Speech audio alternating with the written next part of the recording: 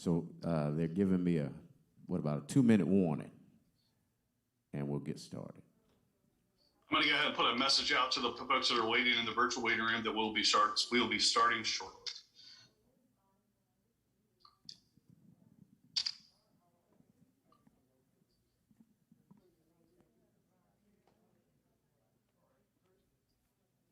Thanks so much, Joel. And Dr. Shellhammer, if I can ask you to go ahead and mute your camera for us. Go ahead and turn your camera on.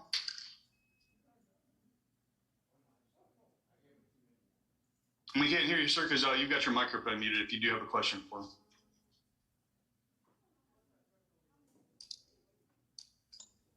Okay, where's my stop video? Got it. Stop, yes, sir. Stop video, start video.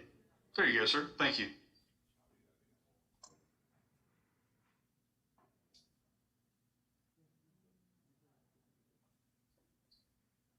And we are standing by for confirmation from Pastor Barber, and we will start the broadcast. And Pastor Barber, I'm not sure if you can still hear me or not. I know you guys have a lot of moving pieces there, but once we do start, I'm going to say good morning. The event has now begun, so that'll be your official cue to take it away. Okay, thank you. Thank you, sir.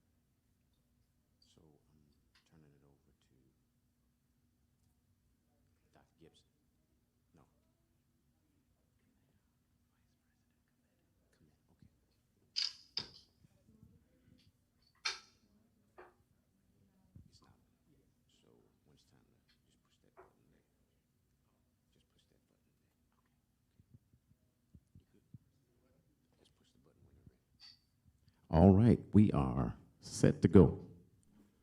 Wonderful, sir. Stand by for me for 1 second. I'm going to go ahead and start the recording, and I'll make the announcement, and that it'll be yours to go. Stand by for 1 second, sir.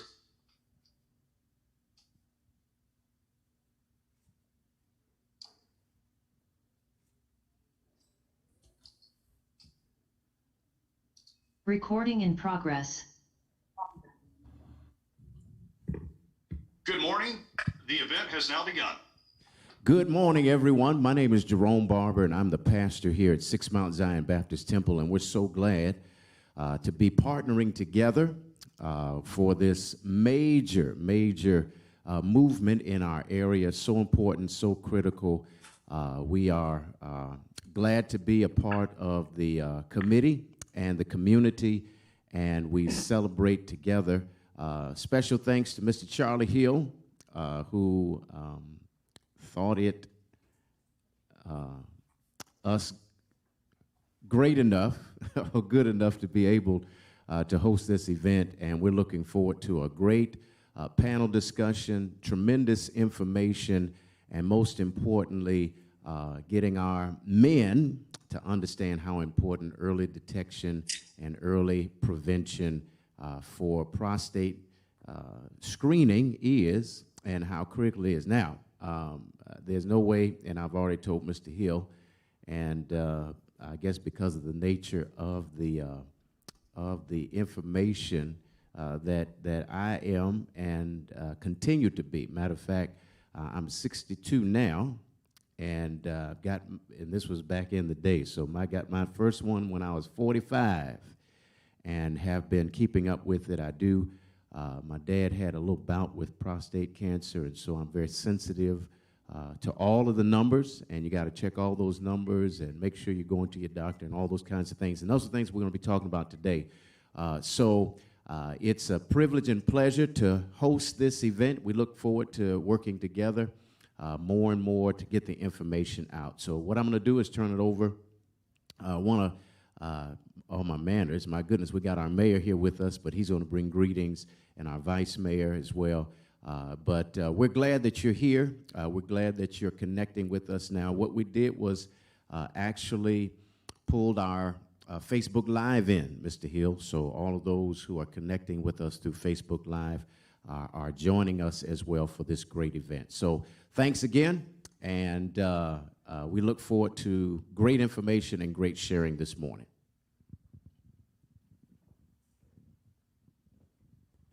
Thank you, Pastor Barber, for having us in your home. And absolutely, it's a great pleasure to have everyone join us today. My name is Makbib Gameda. I serve as Vice President for Diversity and Inclusion at Eastern Virginia Medical School, and this is part of the initiative as we strive to be the most community-oriented School of Medicine and Health Professions.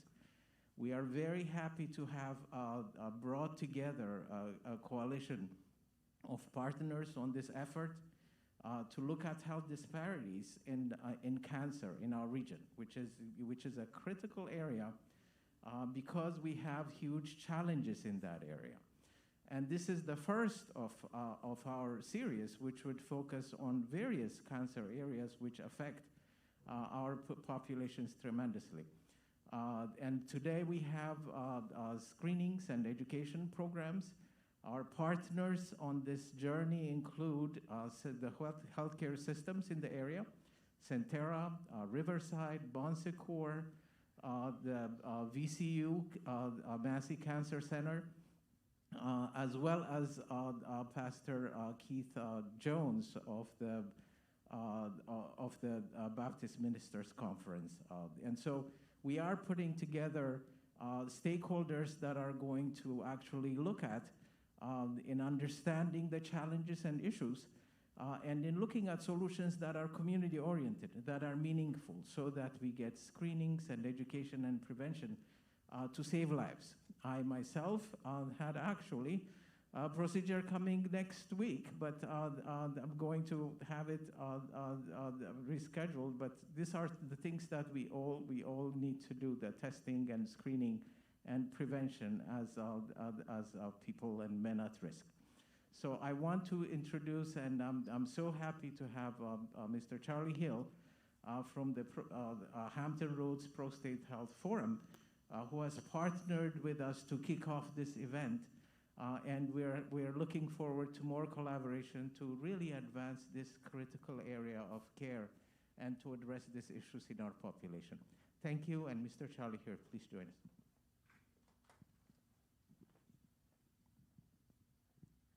Thank you, Mike Babe. Great morning. Great morning. Great morning. It's indeed a great morning. We all made roll call this morning. And we need to be mindful of that. We should not be taking that for granted. So, great morning. Great morning. Great. I have the privilege of being deeply involved in an initiative that started in 2002 in Hampton Roads and matured over time. One of the unique things that I'm proud of is the support of the city leaders. And for that reason, I am delighted that we have Mayor Donnie Tuck and we have Vice Mayor Jimmy Gray here. They have attended our sessions before, and that's significant. So I want to say that one more time. The mayor and the vice mayor have they've been with us with these events when no one else was paying attention to us. So we're delighted. I'd like to bring up Mayor Tuck, and then we'll bring up Vice Mayor Jimmy Gray.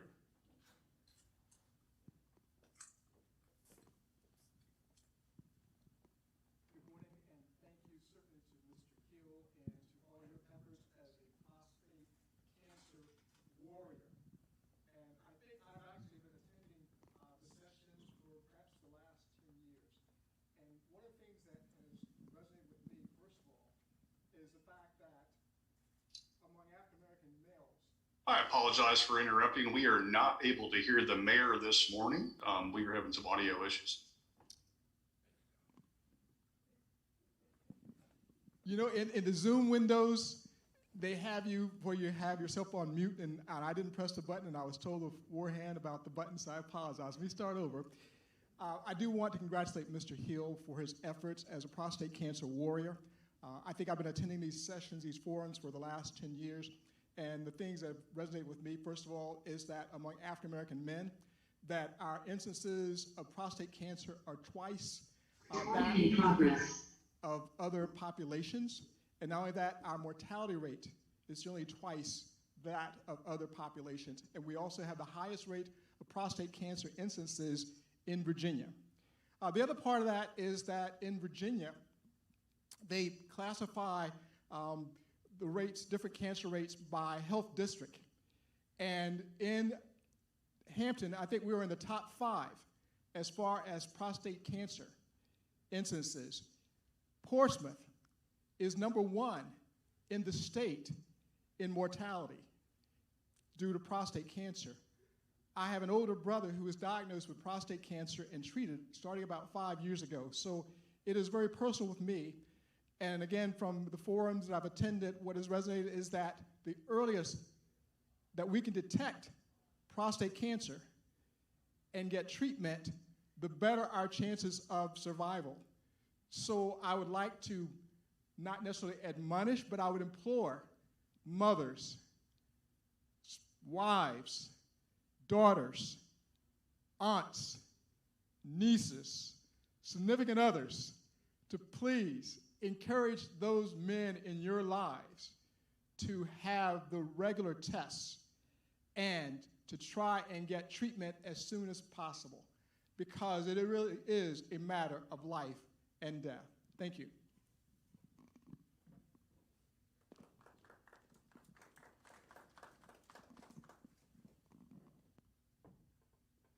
Well, good morning. You know, I met Charlie Hill several years ago, attending one of his meetings, having discussions when he was building partnerships in the Hampton Roads region to promote better health among African American men, and particularly about prostate cancer. He spoke with experience and he spoke with passion about it, and that's what touched me the most, and I've been following him ever since. Now, he didn't have to convince me to do get a PSA test or digital rectal exam.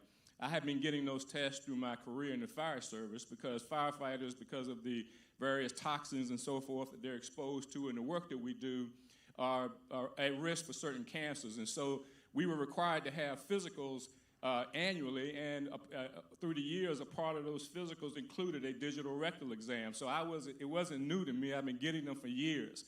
And then the PSA exams as well. But what I learned most from Charlie Hill and the Hampton Roads Prostate Health Forum was about the high incidences of death from prostate cancer in the African American community, particularly in urban communities. And the mayor mentioned the statistics on that, and so I don't want to repeat those. But what I want to do from my platform and my, wanting to support what they're doing here in the community is to call attention to the issue of prostate cancer and other cancers in our communities and the adverse impacts, the health disparities that exist. And so if I, from the platform that I have as vice mayor in Hampton and through other platforms that I have with other organizations that I belong to, I want to encourage men in our community to get digital rectal exams. There's nothing to be afraid of. And to track your information, know your PSA test scores. You know, I have a smartphone, and I know some people still keep their calendar and their notes in notepads, and that's fine too. But my medical records, I checked last night, I can look back all the way to 2009 to tell you what my PSA score was. I keep up with it. When I finish my annual exam, I wait for the results, and I look for those results to see where I am with my PSA test. And then I noticed a recent trend on my visits to my physician, my annual physicals, and that is that my physicians are saying that the medical guidance are telling us now that PSA tests, regular PSA tests, and digital rectal exams are not necessary every year. But they can't tell me that, because what I learned from Charlie Hill and the Prostate Health Forum, that I got to get a PSA test and a digital rectal exam every year. So even though I understand what they're saying, that getting a DRE only touches a portion of the prostate, it doesn't cover the entire prostate, what I want to make sure that I know is that whatever part you can touch, that you have found anything that might be wrong with my prostate. And so I want to encourage the men in our community to get out and get those exams, get those tests, know what your scores are. We can beat this thing, and we can have a healthier lifestyle. And I'm all about trying to encourage our men to join us, encourage your families to do so, so that we can beat prostate cancer in our community. Thank you. Thank you so much to our pastor, Pastor Barber, for your leadership in having the forum there in your church, and certainly the inspiring words and motivation by Mayor Tuck and Vice Mayor Gray. Thank you so much. Good morning, everyone. I'm Dr. Cynthia Romero. I'm the director of the M. Foscue Brock Institute for Community and Global Health at Eastern Virginia Medical School, and pleased to be here this morning to participate in this wonderful event for education about screening and early detection for prostate health here in our region. To start off this session, we also wanted to gain a little bit of insight from you, whether you're a man in our community or someone with a man in your life. If you want to help advance education and information about prostate screening and early detection of prostate cancer, we have these questions for you.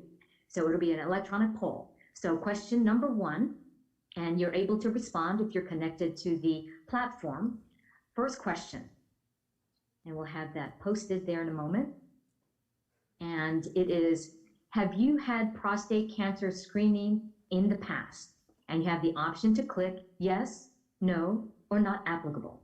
And if I had the Jeopardy theme song, we would let you have about 15 seconds to select your answer and then submit it. Okay, we'll wait another couple of seconds. And we will have the results, please. Fantastic. So of the participants, 64% have had prostate screening in the past, 9% have not, and 27% not applicable. Thank you. Moving on to the second question. If you have not had a prostate cancer screening in the past, are you willing to get prostate cancer screening? And again, the options are yes, no, not applicable. Again, few seconds to answer.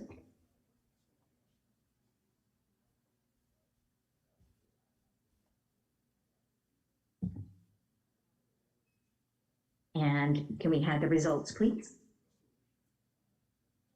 Thank you. And we had 77% that were not applicable, but 23%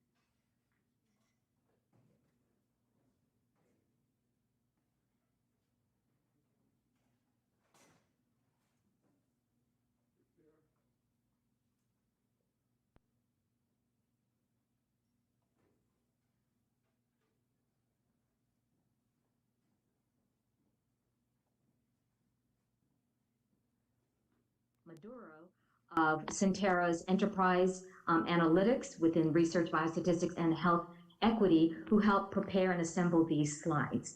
Next slide. Statistics that you see are from the National Cancer Institute's SEER program, which stands for Surveillance, Epidemiology, and End Results Program, which includes information specific to racial and ethnic populations, as well as populations defined by age, gender, and geography. The graph on the right of your screen shows the rate of new cases of prostate cancer occurring by race and ethnicity from the lowest in American Indian Alaskan Native men to the highest rate in Black men.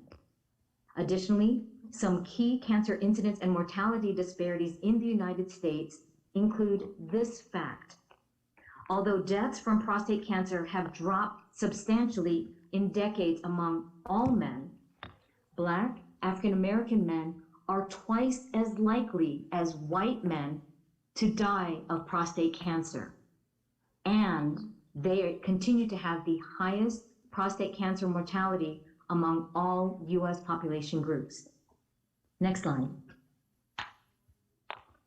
Low carbohydrate intake, soy protein, omega-3 fat, green teas, tomatoes and tomato products, and the herbal mixture Zyflamend showed promise in reducing prostate cancer risk or progression.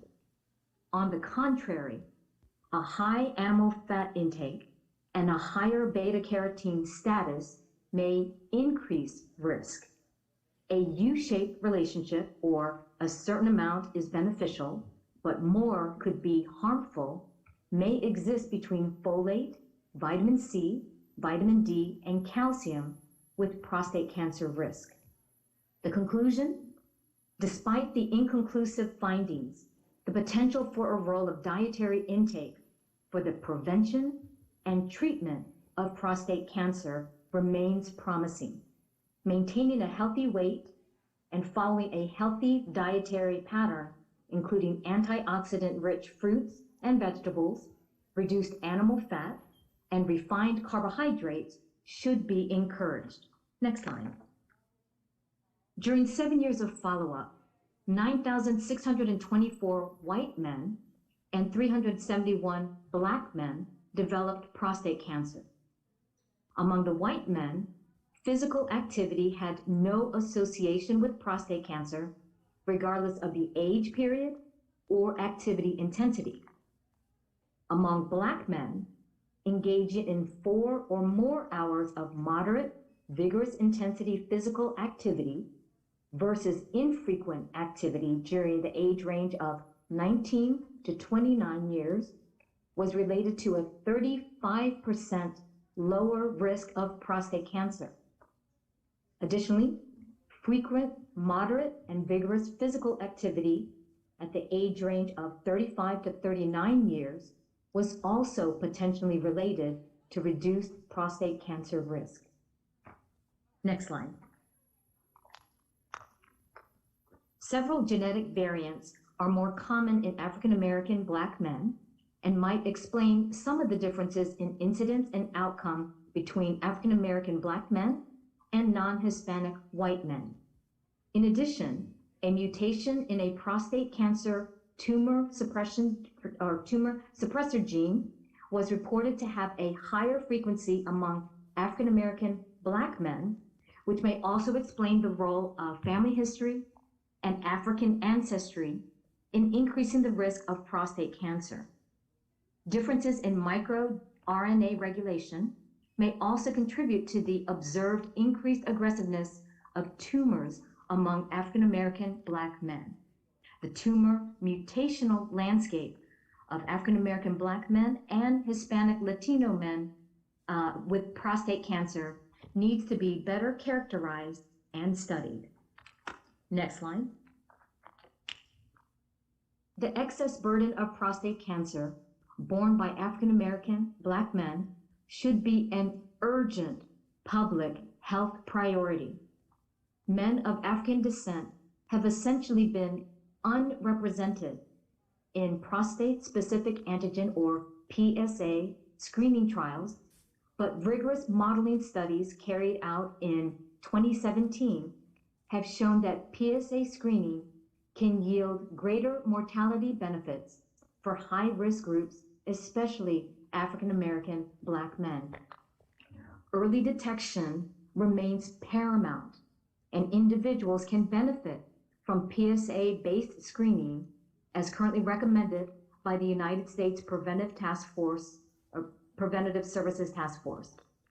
A high midlife baseline PSA test in the age range of mid to late 40s strongly predicts the likelihood of developing lethal prostate cancer in the future, particularly in African American Black men.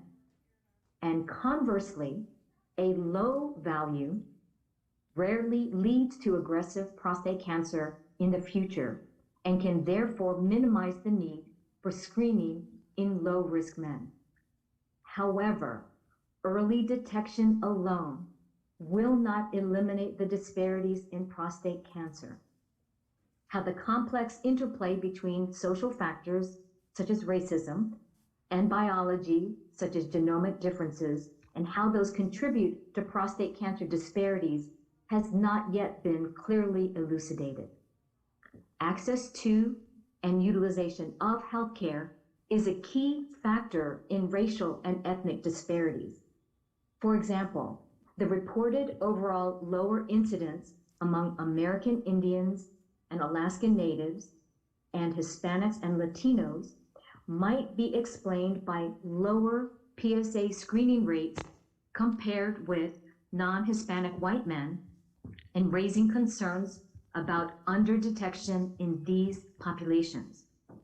This lack of early detection contributes to higher mortality, particularly among American Indians and Alaskan Native men. Standard prostate biopsies are key to diagnosis and cancer staging. However, this approach is limited in its ability to accurately visualize and target prostate lesions and is thereby prone to undersampling and underdiagnosis of clinically significant prostate cancer. Multiparametric MRI-guided biopsy sampling can address these challenges, but this procedure is less likely to be available to lower socioeconomic status patients. The rate of underdiagnosis seems to be the highest for African American Black men, followed by Hispanic, Latinos, and then non-Hispanic white men.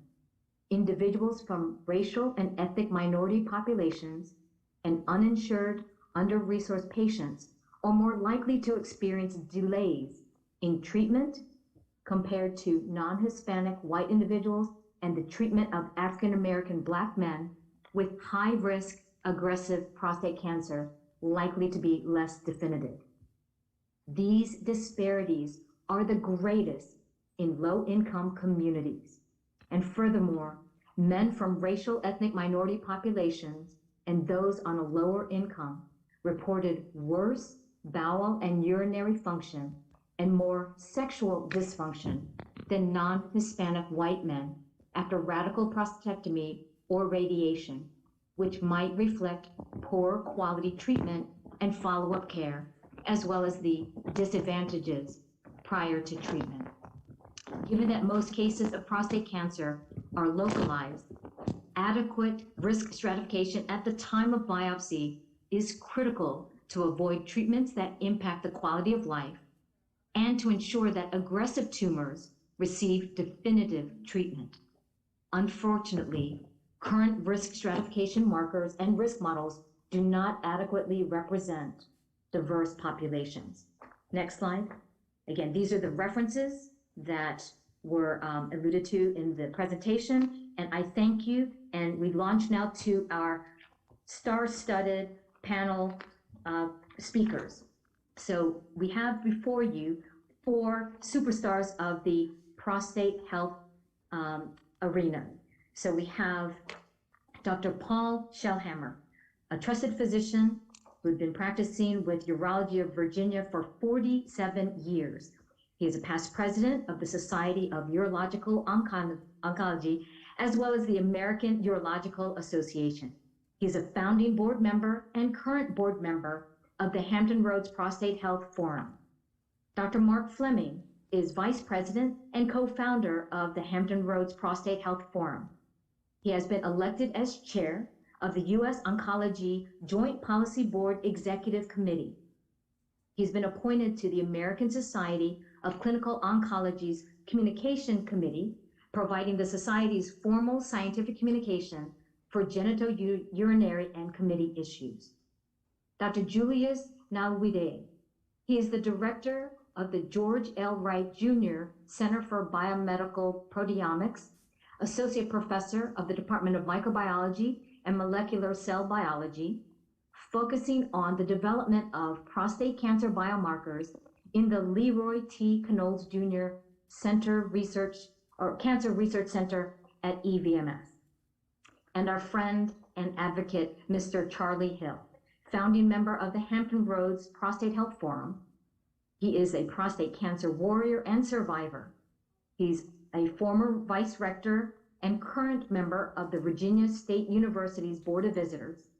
He's a member of the African American Stakeholder Advisory Group of the National American Cancer Society, and he's a strong partner in recruiting Black men for several national studies, including the Compare Photon and Proton Study at the University of Florida, the Respond Study at the University of Southern California, and the Metastatic Prostate Cancer Study at the Count Me In project of the Broad Institute of MIT and Harvard.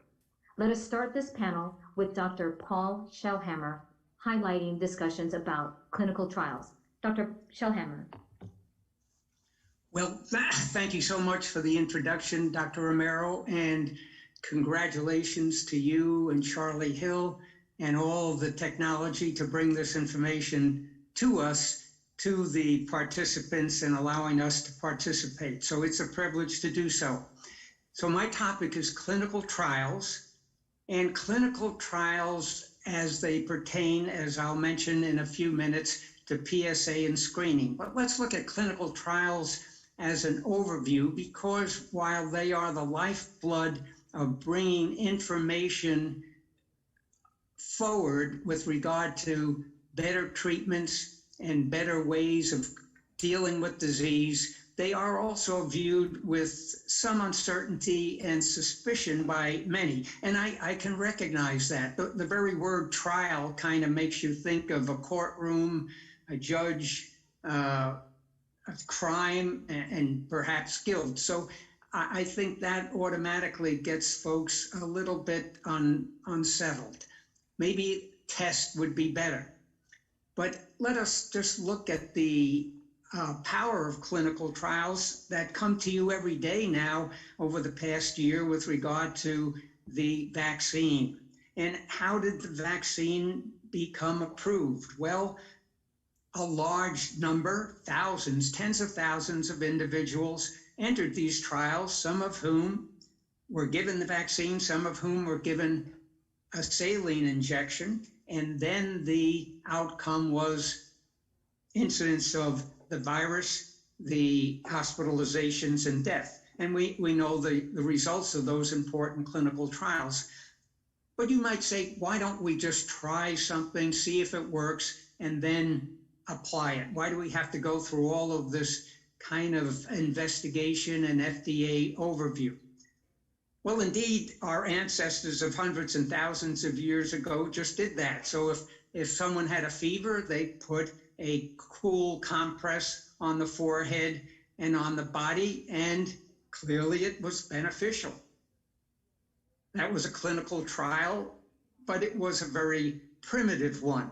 Well, you might move up a little bit in botanicals, say that they used aloe vera from a particular leaf to help with a rash, and that worked, but also did another botanical, licorice. That helped with a rash too. And then you'd ask the question, which one of the two is better? And you'd have to compare the two, and you'd have to set up a rigorous group of questions looking at time after application, any untoward events, measure redness, measure itching and irritability. And so what I'm building up to is the fact that there are a lot of components that need to be assessed in order to be as certain as you can that what you're trying to find out is really as true as it can possibly be. And you will hear the term statistician. The statistician is a mathematician who looks at all of these variables that have been recorded and comes up with a best estimate. And you want to know, is this one treatment 5% better, 50%, or 90% better? Those are important factors to know, and only by answering all of these questions is it possible to do so. So how do we answer these questions? Well, very carefully programmed and monitored are a set of details that a study nurse, a clinical trial nurse, will be very intent on following as you enter a clinical trial. And you are entering this trial because there is a possibility of one treatment being better than the one that's already being delivered, which is effective, and it's called standard of care.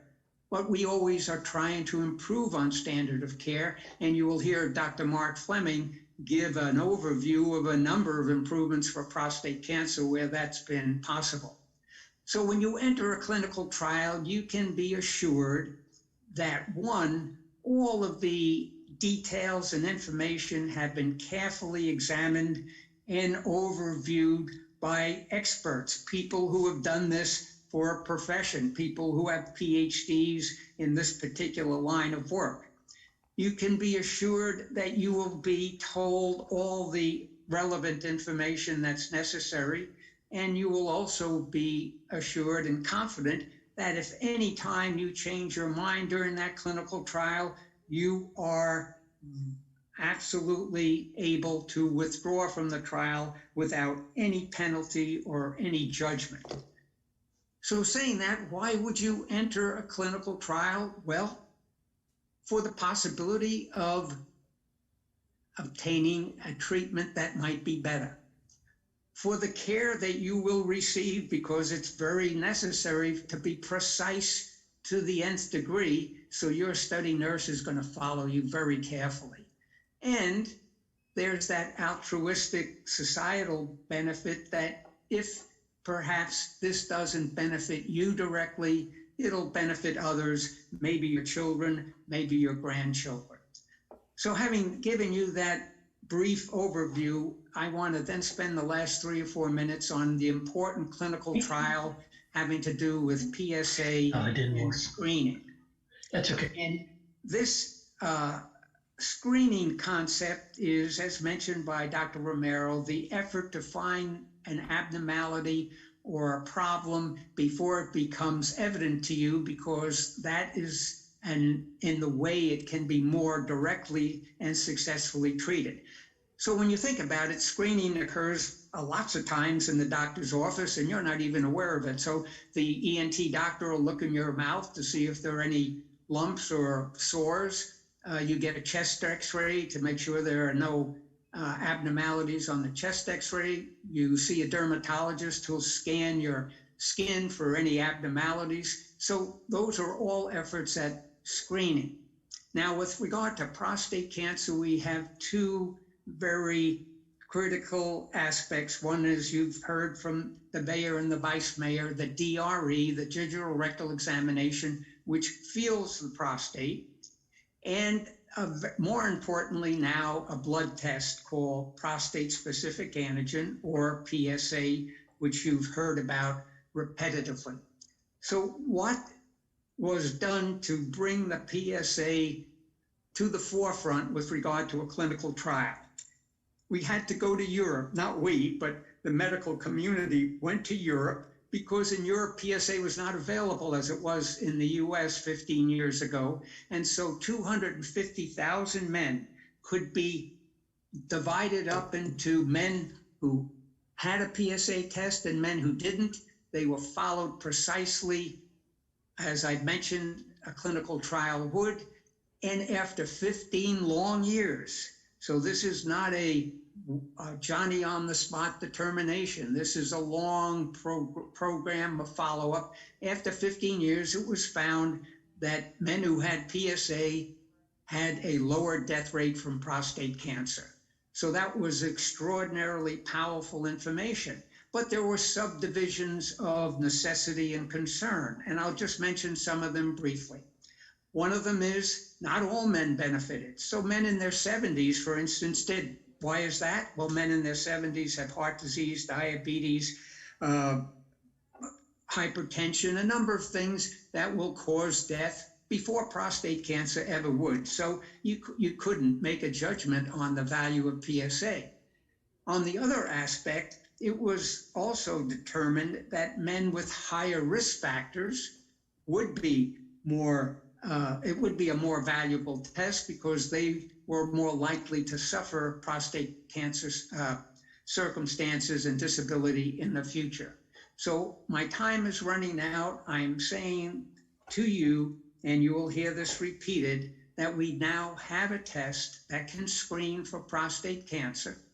It is not a one-time episode. It must be done repetitively, either annually or biannually, but it must be done repetitively, starting in the 40s and moving through the age 70, because during that time period, what was not present previously may turn up, and the screening alert you of that fact. So I will bow to Dr. Fleming now, who will discuss treatments, and I'll be available, obviously, as part of the panel to answer any questions in the future. And thank you again for allowing me to speak with you and to participate in this very important function. Excellent. Thank you so much, Dr. Shellhammer. And yes, now we have Dr. Fleming, who'll be talking about screening and treatment approaches. Dr. Fleming.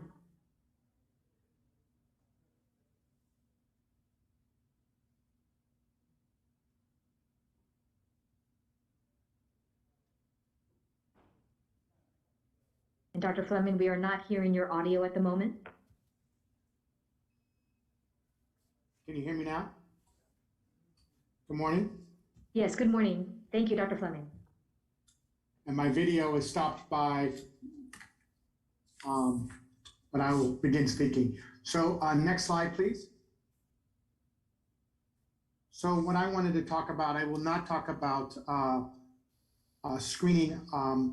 Let me just say and be bold to say that I do not believe in the screening of prostate cancer, but I strongly believe in the early detection of prostate cancer.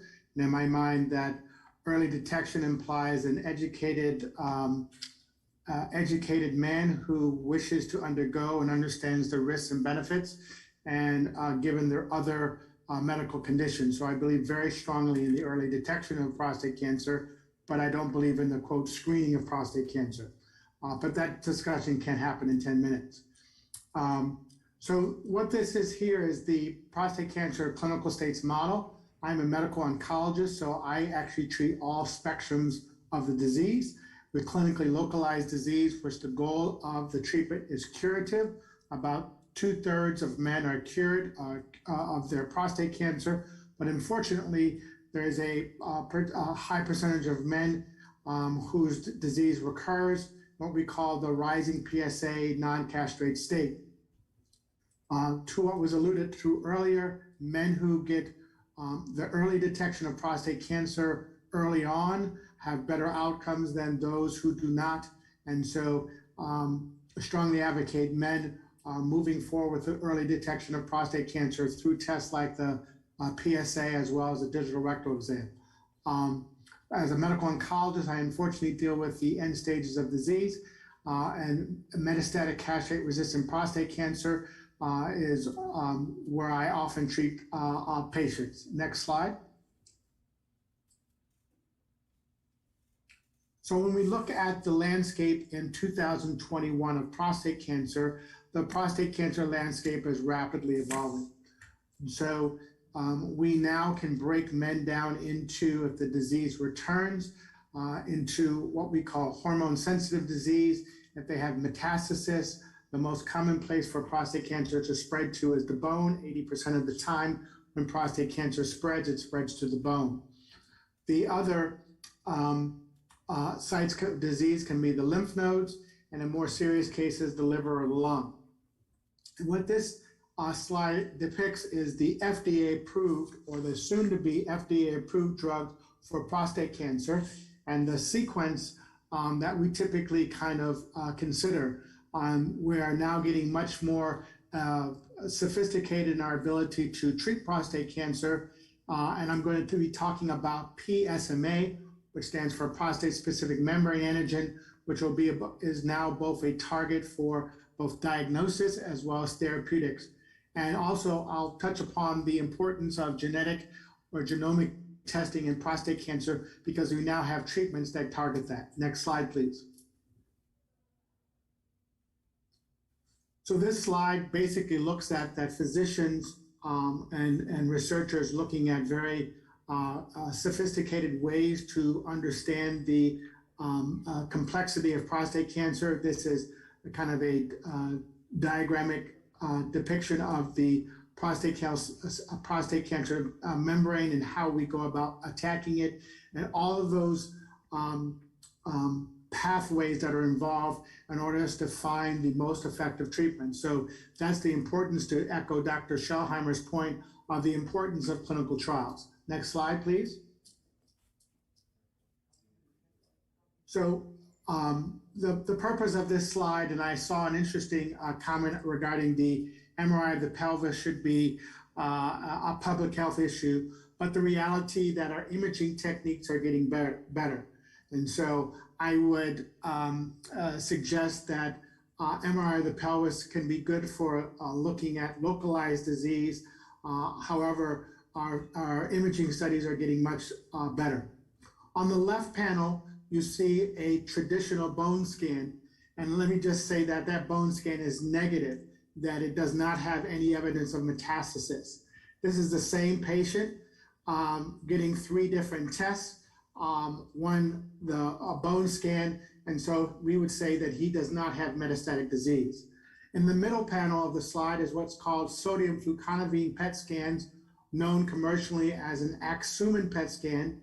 And if you looked up in the, which happens to be his right shoulder, yes, his right shoulder, there is a bony metastasis that is exhibited on that sodium fluconavine PET CT scan.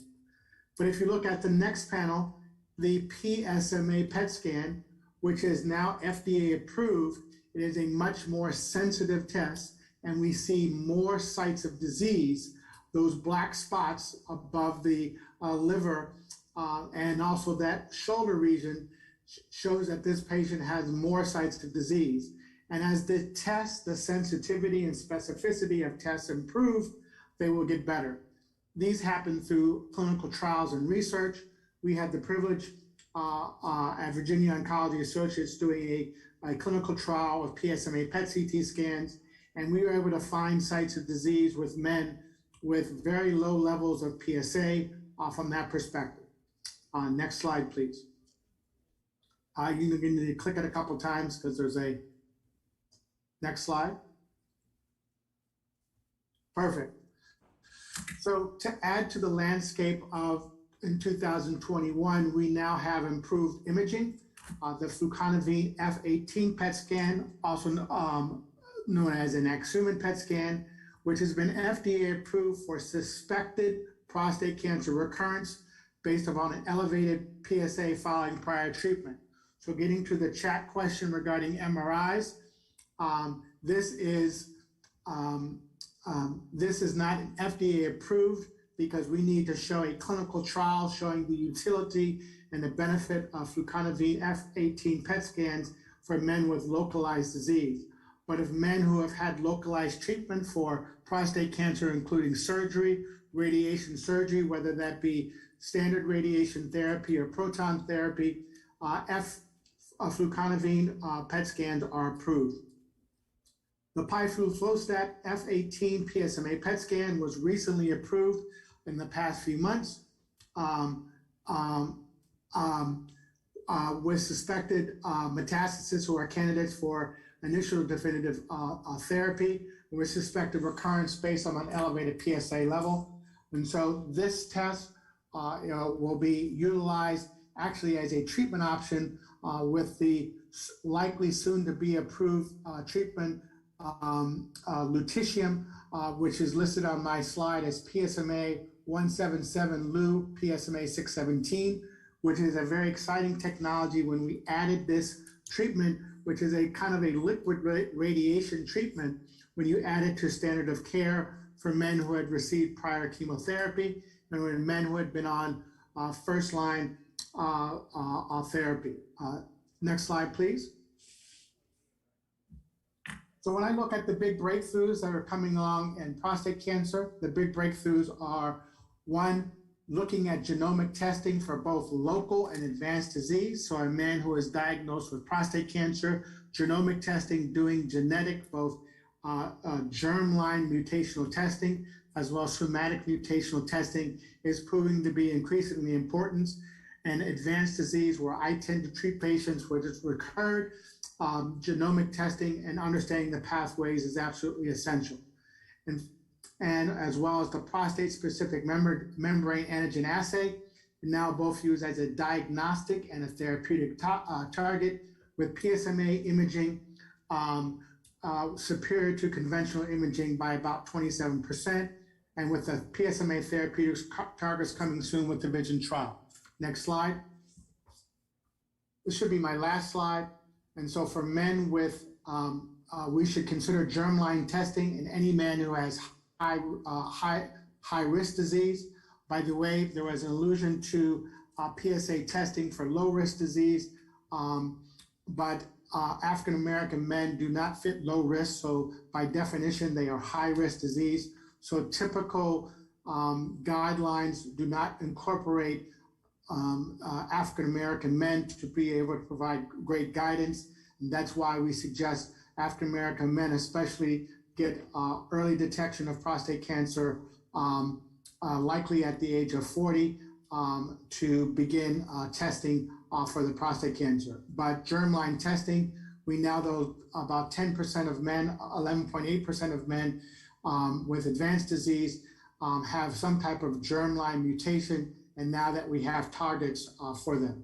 Somatic mutations is basically looking at what's going on in the tumor. So you need something more than blood and saliva to test mutations that are going on in the tumor. And so I advocate for my patients to get somatic mutational testing. I'm not sure where I am in time. Am I over time? Because I wanted to address a question I saw in chat. Or am I over? Yes, sir. We will be able to address that during the Q&A. Very good. Thank you. Thank you so much, Dr. Fleming. Oh, Dr. Fleming. And now we have a presentation on basic research by Dr. Julius Nauwidehe. Dr. Julius. Thank you so much, Dr. Romero. And my previous speakers, Dr. Fleming and also Dr. Shelhammer. So for me, I'm going to give you a slightly different perspective. I'm actually a researcher, basic science researcher, but then we also do translational research where we are trying to get things which can go to the clinic. Next slide, please. So as you've been told, prostate cancer is frequently detected through a combination of DREs and the measurement of serum PSA concentrations. And then this combination of early detection and high disease prevalence in all men has led to diagnosis of so many people who have insignificant cancers. And these are cancers that do not impact the men during their lives. So if you look at the whole process, 40% of newly diagnosed prostate cancers are indolent, meaning that they won't cause significant health problems in a man's life. However, 60% of the remaining cases are intermediate or high risk, and about 10-20% of these will end up progressing to more aggressive disease. So prostate cancer patients and their clinicians are faced with a problem where if you are diagnosed to have prostate cancer, the physician at times does not know whether the disease is indolent or aggressive at diagnosis. And therefore, the key clinical problem in prostate cancer in some of the things that we do is not really early detection of the disease, but it should be early detection of aggressive disease. Next slide, please. So as I've said, currently we use DREs, PSA concentrations, and tumor grade from a biopsy to actually stratify a patient on the basis of the aggressiveness of their disease. And this risk stratification is actually based on a score, the Gleason score, which has recently been upgraded to what we call ISAP score. We have individuals who are said to be low risk, and these are people who have Gleason score less than 6. We have what we call intermediate favorable. This will be Gleason score 7, but 3+4. And then we have gentlemen who are classified as intermediate and favorable. This will be grade 3 cancers, and this will be Gleason score 7, but 4+3. And then you have people who are classified as high. This will be grade 4 and group grade 5. Next. So patients who are predicted to have indolent or insignificant prostate cancer can be monitored for progression of the disease using PSA tests. You can also use MRI imaging, and you can also use biopsies, and then they are placed on active surveillance protocols where nothing is done on the patients, but these different variables are checked periodically, and if there is no change, they are left alone. But if there are changes, then other decisions can be made. So these patients who are on active surveillance protocols actually spare the costs, the risks, and the morbidities that are actually involved with direct treatment. So the people who have aggressive prostate cancer are usually managed by definitive local therapy, which can be surgery or radiotherapy, and in some cases, they can also be managed by using adjuvant androgen deprivation therapy. So unfortunately, the risk stratification tools that we are currently using for indolent disease can in some cases end up having a person having aggressive disease, and then we have people who have aggressive disease are being treated as people having indolent disease. So we have over-treatment and under-treatment. So it's important, therefore, for us as researchers, people doing basic sciences, to try and see if we can get molecular markers which can be used to improve risk stratification. So I think that is a very important clinical problem, and we are actually trying to do that. Next slide, please. When it comes to African Americans, as my preceding speakers have talked about, African Americans have higher disease incidence and also have high mortality rates. Next slide. And out of the 20% of all cancer diagnoses amongst all men, 10% of the deaths amongst all men are due to prostate cancer. But in African Americans, 31% of all the cancers are prostate and 12% of all the deaths are due to prostate cancer. So there is that disparity. In addition to that, even with the risk stratification that I've talked about, African American men who are actually predicted to have low risk of the disease, they show the greatest disparity, where they still get the very aggressive forms of disease. Next, please. So because of this, it has been difficult to recruit African Americans into active surveillance programs because some of them are actually concerned about the presence of aggressive disease, even though you may tell them that they're actually of low risk. And these studies have actually demonstrated that for racial disparities, prostate cancers can actually be preventable, but in addition to these disparities, there are genetic components which exist, and these risks will differ across ancestry, where, for example, what is applicable to white men may not be the same to African Americans. And as Dr. Fleming has alluded to, we have BRCA2 germline polymorphisms, which can actually show that African Americans are actually much more predisposed to aggressive forms of cancer. And actually, it has also been shown that African Americans who are considered to be in the low risk category or ISAP grade 1, they fare worse than their white counterparts. And actually, this failure risk assessment is a clear indication of poor management during the early detection process. Next slide, please. Next, please. So as a group here at TVMS, we have a research group where we've been trying to actually discover and develop markers for aggressive disease. And we actually hypothesize in the work that we do that non-invasive biomarkers, which are developed for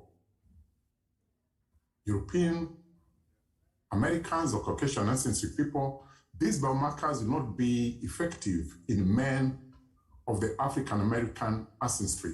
And it's important that we dedicate biomarker development strategies that can actually improve the prognosis of African American patients. And we also hypothesize that if we can get accurate risk assessments at initial diagnosis, we will actually significantly reduce prostate cancer racial inequity that is seen between African Americans and Caucasians. Next, please.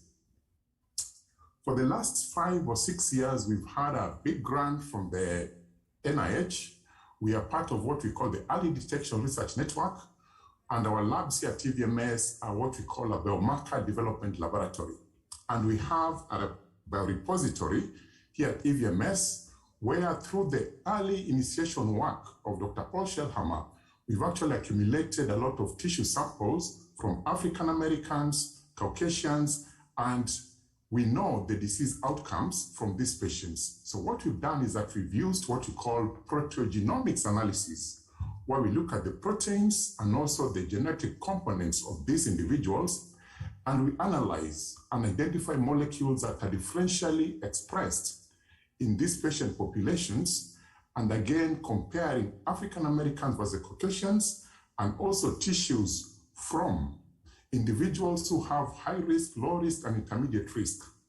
And the whole idea here is to identify markers that can allow us at a very early stage to not only say this patient has prostate cancer and the disease is indolent, so that his management, clinical management processes should be different from an individual who has prostate cancer but is an aggressive prostate cancer. So we already have identified a number of molecules, and some of these are undergoing validation from our previous study. And at the same time, just recently, we've received a diversity supplement grant by the NIH.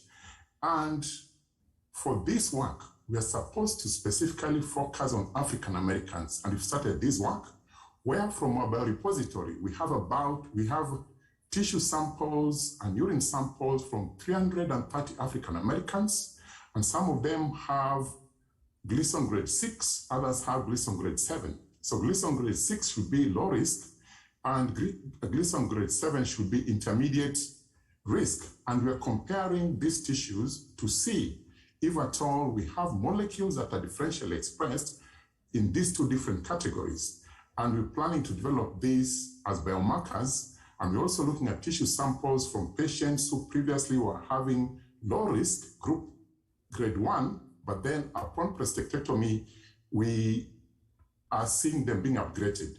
So we are developing these markers, and I think this will be critical in clinical decision and demonstrating the use of markers which can be obtained by minimal invasive methods. Next slide, please. This is my live slide, and here actually we just showed the technology that we use. If you happen to be at EVMS, feel free to visit us at the Cancer Center, where you can see our instrumentation. And this is just an example of data that we've generated, where we can actually detect PSA, we can detect other molecules, and we're now working on the validation on some of these work. Next slide, please. And these are just papers that we published, which summarize our work. And then my last acknowledgement slides. These are just references. The next slide, please, is my final one. Next. Just to show the different sources of funding that we've got. That's Dr. Shellhammer. And again, I'll just mention one thing which Dr. Fleming has mentioned about PSMA. We have a grant from the Department of Defense where we are looking at PSMA, and we're trying to see if different changes in PSMA can actually help us also stratify patients who have aggressive disease from those who have non-aggressive disease. Thank you so much for your attention, and feel free to contact me. That was very quick. Thank you so much, Dr. Julius. Excellent. So now we've heard about the clinical trials, we've heard about early detection and tissue-based research, and now we get to hear directly from someone who has experienced this as a patient. And I know Charlie Hill is in the process of trying to facilitate the prostate experiences there in Hampton, but we would love to hear from him directly as a prostate warrior. So, Mr. Hill.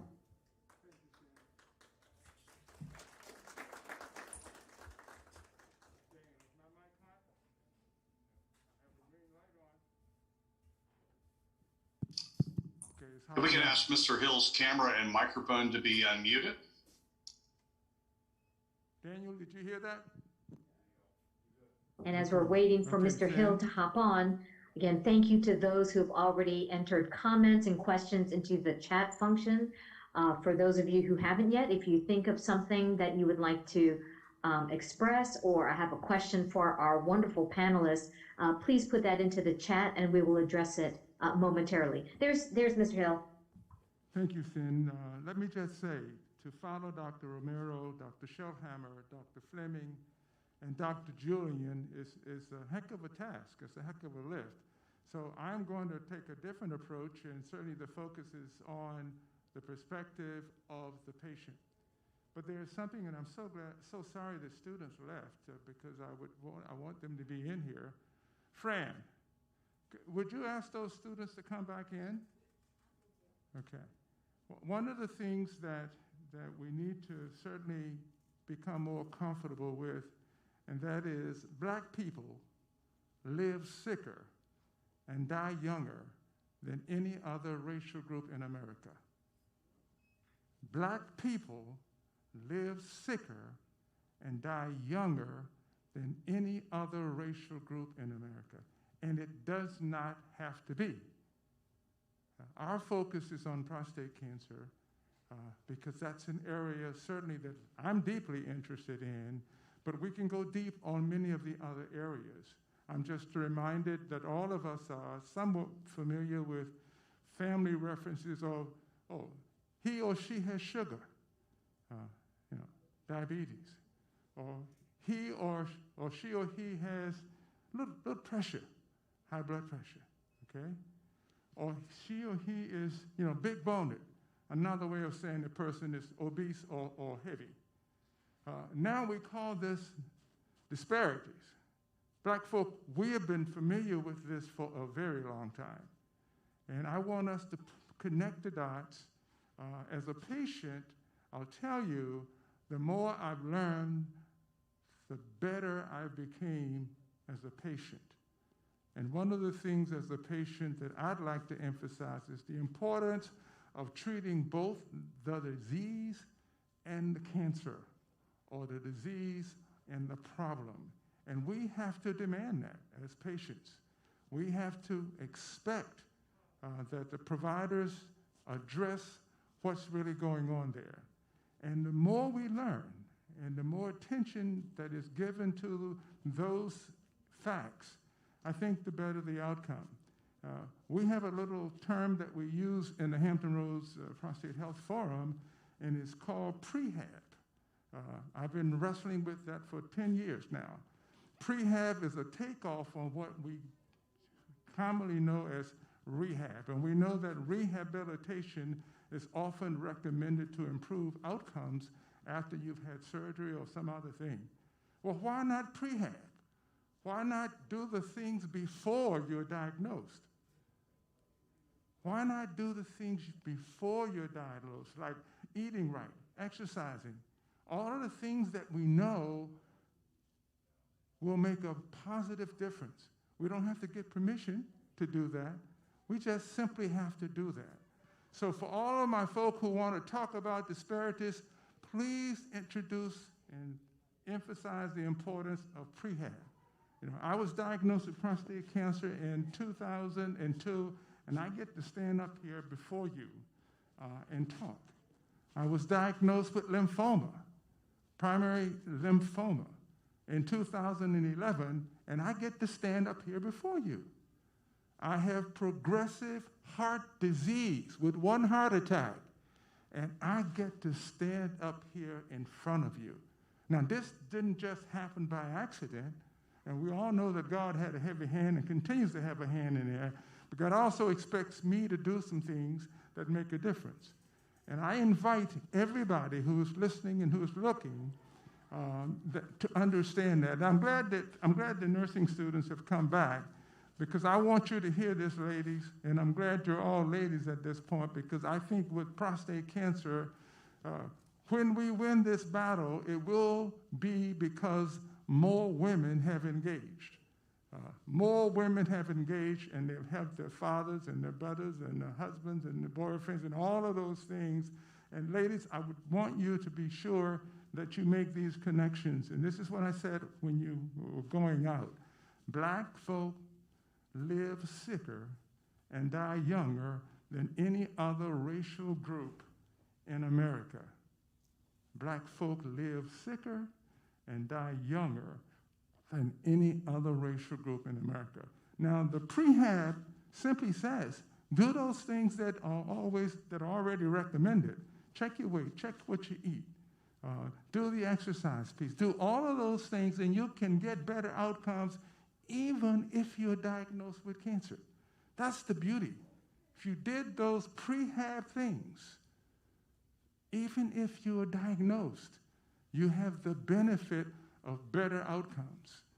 One other thing, then I'll move on. Dr. Fleming mentioned early detection. And we adopted that a long time ago in Hampton Roads Prostate Health Forum.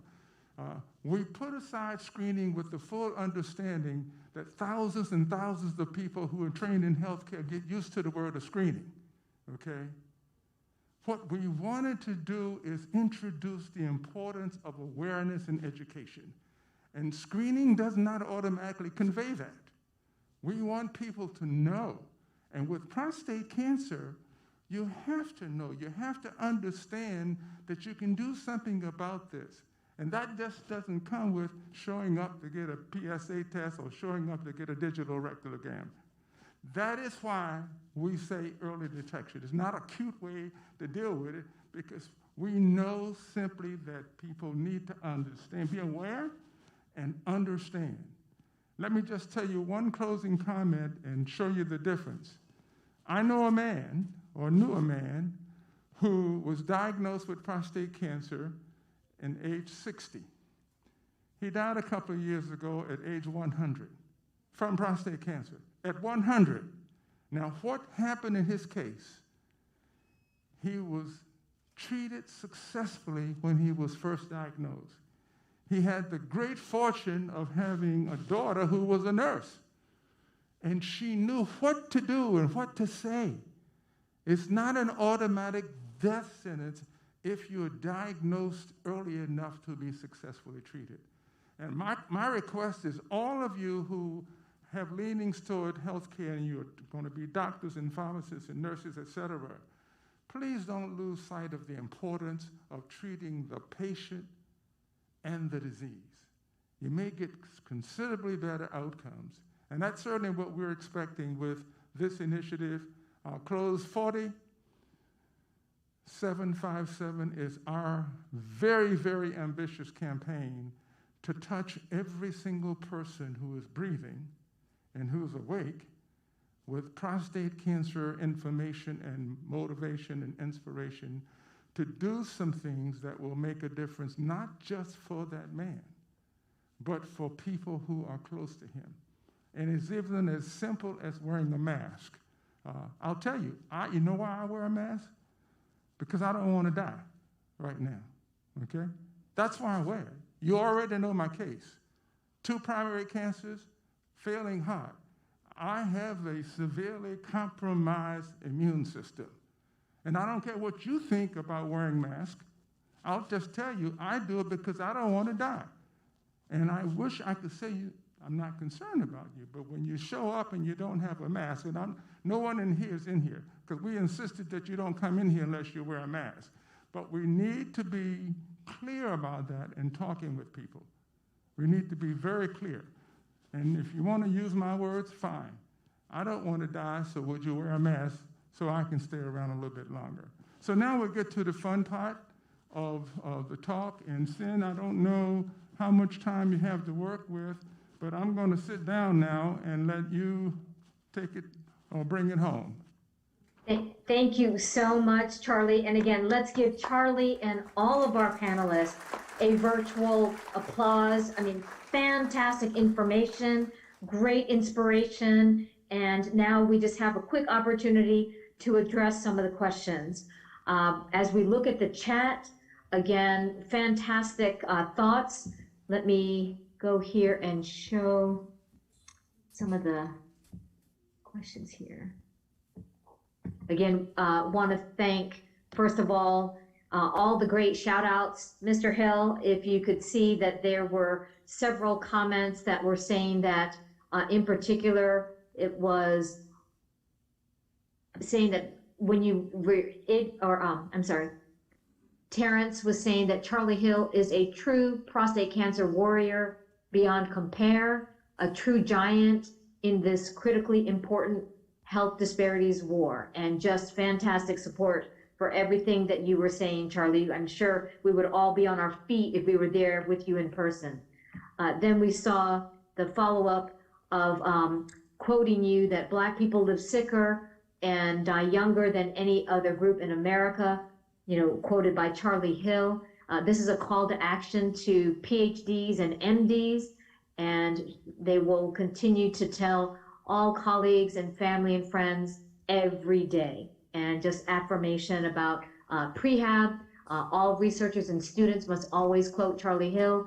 When you use prehab for our work, and do not steal this language, please quote Mr. Charlie Hill, prehab. So fantastic news there. And then I know Mayor Tuck had mentioned early on that, let's see, what was he in there?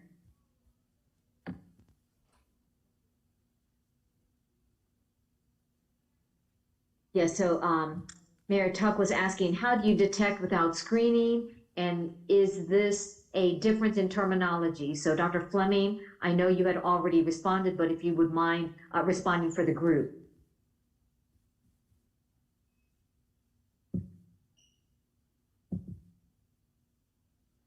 I think that Charlie answered it well in his talk. We were very deliberate when we started the Hampton Roads Prostate Health Forum that we were going to do early detection programs to encompass education.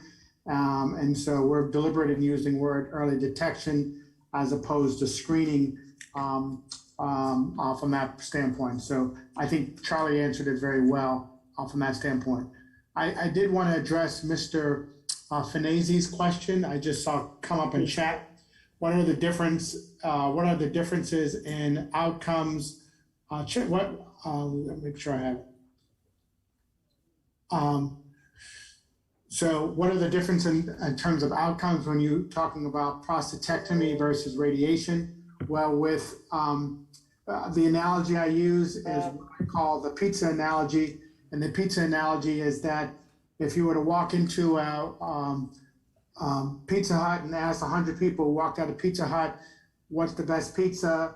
And 93 of them say Pizza Hut. And you ask another 94 people, 100 people who walk out of Domino's, and 94 of them say it's the best pizza.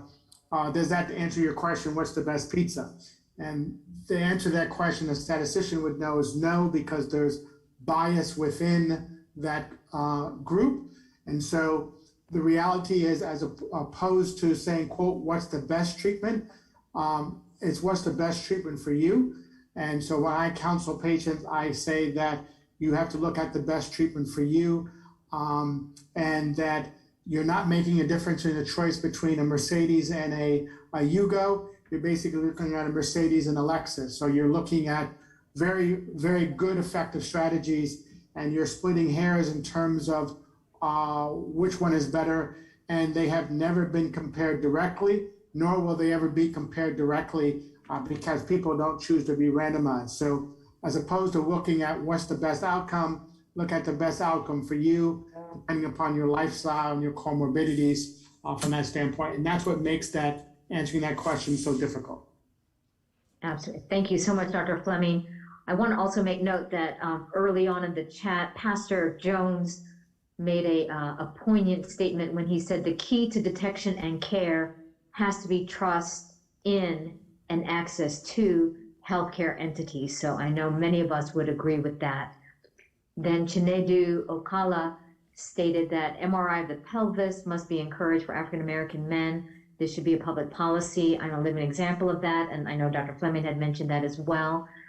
We will be sharing this presentation with all of you by email since you were able to access and participate in this webinar. So we will in turn share the link to this recording and hence the information about the references. The link was put in, I believe, also for Dr. Walsh's Guide to Surviving Prostate Cancer, and it's available very inexpensively on Amazon. Thank you, Chinedu, written by Dr. Patrick Walsh at the Johns Hopkins Brady Urology team. Definitely worth Googling. Also, it looks like Dr. Davis, Annette Davis, put that link to the Amazon page so you can buy it with a click. And then J.R. Locke actually from EdLogix asked how widely known are health resources such as the Healthier 757 Rewards for Healthy Living platform known to African American men in the community and registrants today. This innovative digital platform can be accessed free of charge at that website. So definitely just one of the many resources available, great information related to prostate cancer, as well as other illnesses and wellness resources as well. And then there was, Chinedu also asked if there was going to be time to talk about transrectal and transperineal biopsies with respect to the advantages of transperineal biopsies. Transrectals are too messy, inaccurate, and infection prone. And he certainly has experienced that firsthand. So Dr. Shellhammer, Dr. Fleming, would you like to comment on the transperineal biopsies? Paul, would you like to answer that one? Yes, it's a very good question, a very pertinent question, and one that is challenging the urologic community currently to change from what has been standard and routine transrectal biopsies to the transperineal approach. The transperineal approach now is the predominant approach in Australia and Europe, and that is translating across the Atlantic, I think, too slowly, but still it is translating. And just very briefly, the ability to access the prostate without going through the rectum, which obviously is inhabited by multiple bacteria, despite efforts at antibiotics to combat that problem, becomes significant when men become ill as a result of that transrectal biopsy. And our stewardship of antibiotics, which is to say don't use them frequently and unnecessarily, is really having impact in general on the infectious disease community because they are becoming, because of routine use, less effective. So in answer to the question, the transperineal biopsy will be, in my opinion, the route of the future, but like changing any well-established protocol, it's taking time and education, and the sooner the better. Just a quick comment about screening. I entirely agree with Dr. Fleming and Charlie Hill with regard to early detection. It's unfortunately a term that's used interchangeably. If you looked up PSA on the clinical trial I mentioned, it is published as a screening trial. But again, we have gone one step beyond that, and this educational conference is just that type of one step or two steps beyond knowing what you're doing rather than just walking in and having a blood test. Excellent. Thank you so much, Dr. Shellhammer. There was a question from Henry Benazi He asked, what are the different outcomes as it relates to removal and radiation? That would be Dr. Schellhammer or Dr. Fleming. I think I addressed it, or I tried to address that, Okay. Dr. Romero, with the, there's no head-to-head studies, nor will there ever be head-to-head studies. And men have very good options if they have localized disease, and there's not one best option. There's many factors that go into play to making that decision. Great. Thank you. Tom Chamberlain made a comment. I'll just add to that every man who has a diagnosis of prostate cancer should see a surgeon, a urologic oncologist, and a radiation oncologist so that he hears information from both. Again, they're complementary, they're not competing, and everything that Dr. Fleming said, I agree with. Thank you, Paul. Thank you, I was going to say that as well, so I'm glad you said that. Great, thank you.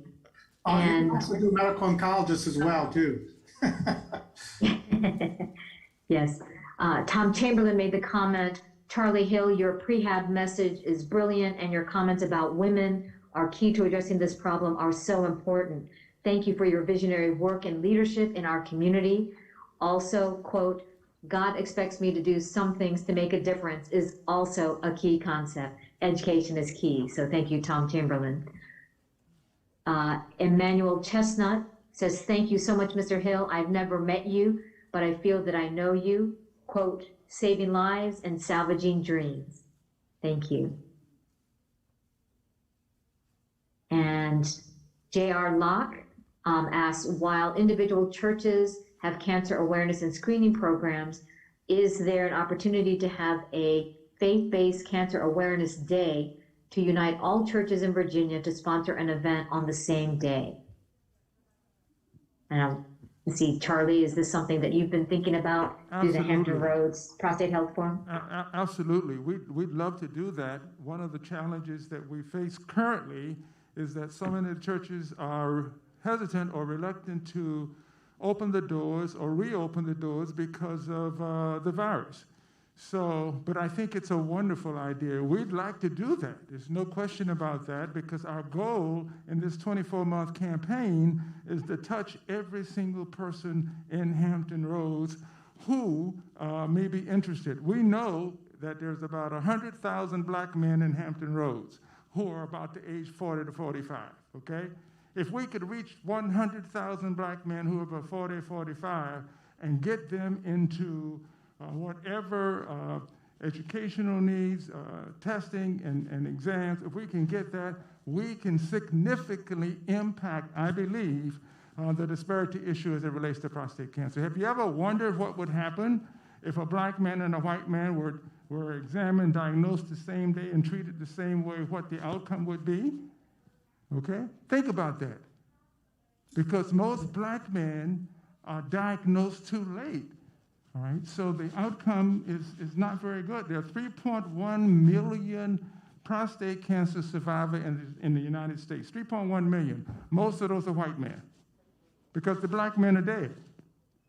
Think about that. 3.1 million prostate cancer survivors in this country last year. Most of them are white men, because the black men are dead. They were not diagnosed early enough to be successfully treated.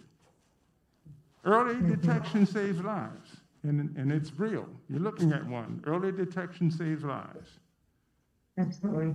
Thank you, Mr. Hill. And we're right at the top of the hour, and if we can indulge for just another couple of minutes, we have our final question. So Dr. Davis asks, can Dr. Schellhammer and Dr. Julius address biopsy results and next steps? Can you get an answer that a non-medical person can understand? Again, biopsy results and next steps. Julian, I'll start very briefly to say that just like the PSA test is accompanied by prehab education and understanding, the biopsy must be as well. So it's not PSA elevation biopsy automatically. There's another discussion that needs to be had with regard to the patient's health, with regard to the level of the PSA, the family history, the MRI findings before biopsy. So it's a very complicated, not one-size-fits-all discussion, but it is a discussion, and it's not a short discussion. It's a lengthy one, and I'll say to everyone that time with prostate cancer is on your side in the sense that you don't have to decide tomorrow or next week. You need to educate yourself. You have weeks and months to come to a conclusion that is appropriate for you, your disease, and your health status. Thank you so much, Dr. Shalama. I concur with what Dr. Shalama said. From a researcher's perspective, what we're trying to do is to use our advanced technological instrumentation to try and see if we can differentiate these different tissues. So the ultimate objective is that in the future, we'll be able to say ahead of time that you have a cancer which is aggressive or you have a cancer which is non-aggressive. So that is the ultimate goal. Thank you. Great. And Dr. Julius, one other question from Terrence was that NIH grants are great news.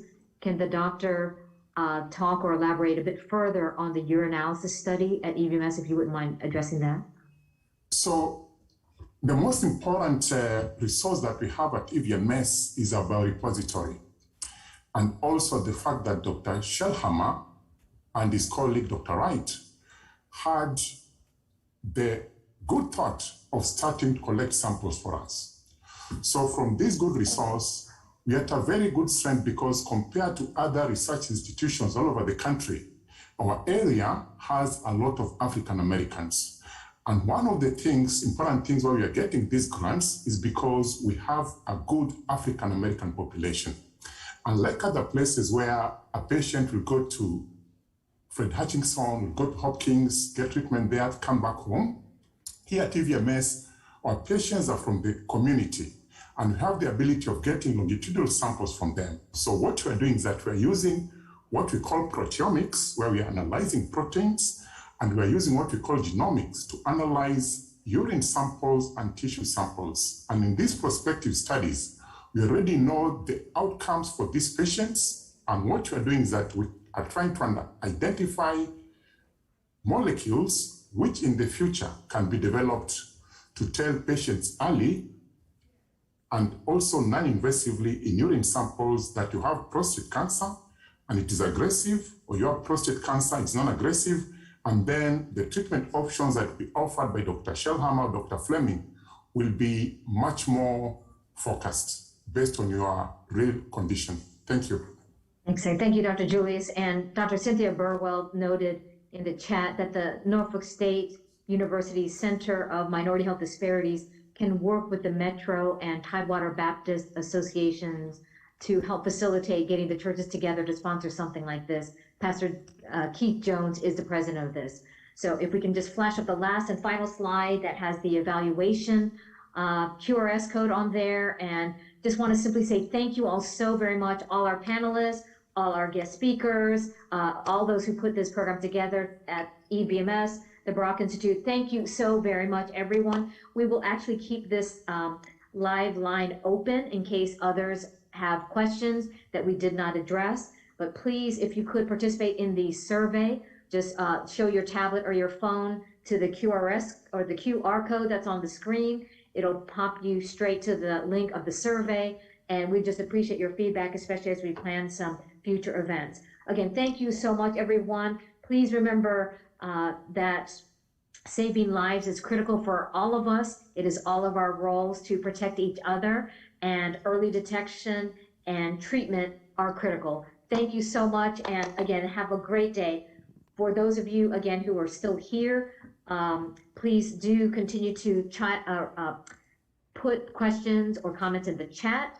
We'll be monitoring these over the course of the next hour, and certainly those who are in Hampton getting your screening, wonderful. Please ask any questions so you feel comfortable, and any of you who are participating, if you have additional questions so that you can encourage the men in your life to get the appropriate education and early detection, please do. We're here for you. Thank you so much.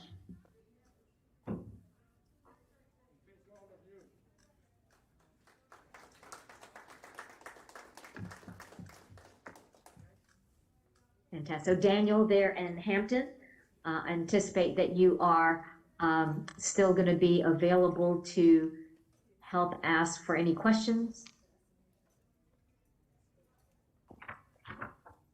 And we also want to quickly announce that at both the site in Hampton, the 6th Mount Zion Baptist Temple, there, as well as here at the Bon Secours Community Health Hub on George Washington Highway, we are offering COVID vaccinations.